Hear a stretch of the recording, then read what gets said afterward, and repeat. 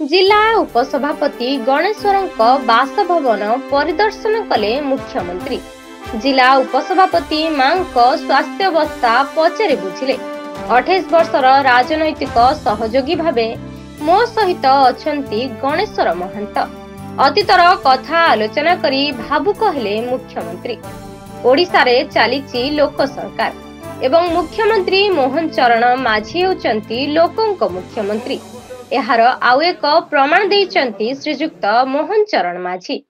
काली पूजा वंदना पर्व अवसर रे निजर राजनैतिक सहयोगी तथा केन्दुझर जिला बीजेपी उपसभापति वरिष्ठ नेता श्रीजुक्त गणेश्वर महंतଙ୍କ घरकू बुली जाई श्रीजुक्त महंतଙ୍କ माताଙ୍କ स्वास्थ्यावस्था संपर्क रे पचारि बुझिबा सहित परिवार और पिलामानंकर पाठपढ़ा संपर्क रे पचारि बुझिथिले।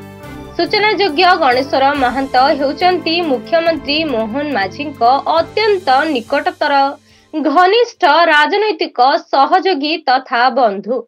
दीर्घ 28 वर्षरु ऊर्ध्व समय धरी उभय एकाठी राजनीति करि आछंती।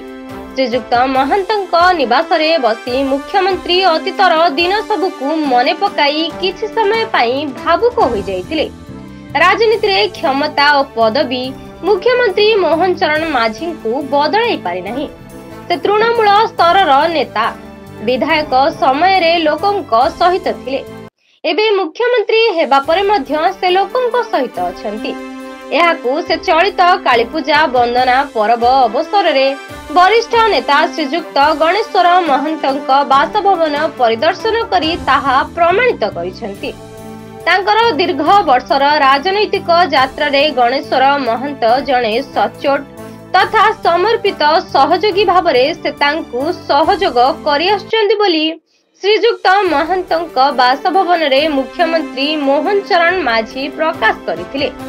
मुख्यमंत्रीଙ୍କ एही ग्रस्त कार्यक्रम रे जिला सभापति सुखदेव महंत, बिरजा मिश्र, धनुर्जय महंत, गीतांजलि महंत, विश्वजीत त्रिपाठी, दिलीप पंडा, बलभद्र महंत, लंबोदर महंत, सुनील महंत, अनिद्य बेहेरा, महेंद्र पटनायक समेत परिवार और ग्रामवासी वृंद उपस्थित थिले।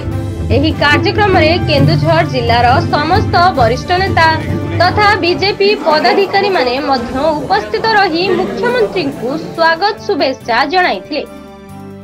Bureau report Odisha mirror.